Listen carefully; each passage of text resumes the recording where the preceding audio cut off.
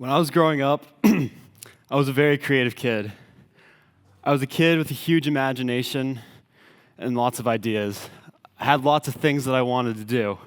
And I did do a lot of them, like I learned how to juggle, I learned how to solve different types of Rubik's Cubes.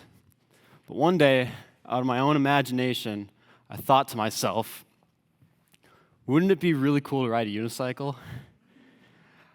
I was living in the Upper West Side of New York City, and I was in second grade. My birthday was coming up soon, and I asked my dad if I'd get a unicycle. At first, he didn't think I'd be able to do it, but he changed his mind and got me one. When my birthday came up, we went down the elevator, and we went to the park nearby. There was this pole, and this pole was the thing that helped me get on. After I figured that out, I tried pedaling, only to fall seconds later. But I tried again, fell, kept trying, but at some point, something clicked in my head. Something made it so that I was able to ride. I went from no pedals to 10 to 20 to 30, and then eventually I was riding around my neighborhood. It blew my dad's mind because he didn't think I'd be able to ride. So that meant he had to do it too. So he got a unicycle, and he learned with me. And then my older sister was also intrigued, so we had to get another unicycle, and we were all riding around. It was awesome. After months of all of us riding, we all learned lots of new things, like I learned how to ride on and off of benches and downstairs. My dad, he learned how to ride backwards.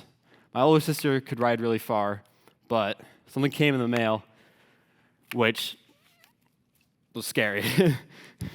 That's a 5-foot unicycle.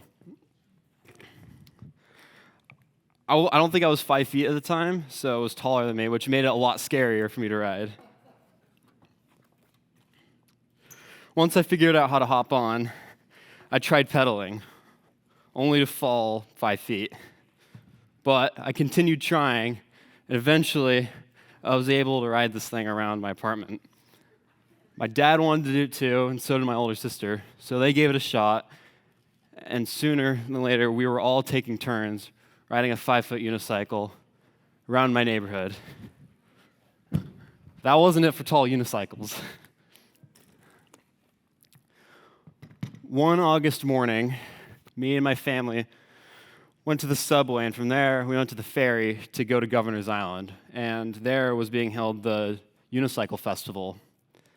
Once we arrived, we saw lots of different unicycles, but we also saw unicycle hockey, unicycle basketball. There were clinics teaching people how to ride. There's also this little shop. And in that shop, there was stickers, there were unicycle parts. There was also the soon-to-be mine 6-foot 3-wheel unicycle. I was still short at the time, so this was really tall. And once we got it, we had to find a wall tall enough for me to get on. Once we did that, I attempted and fell. It was so much different than the other one. But I continued trying, and eventually, I was off and riding.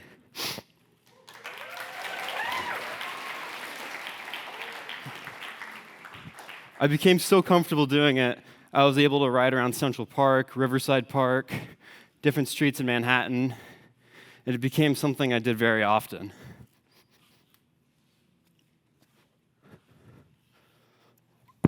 But eventually, we moved to Maine.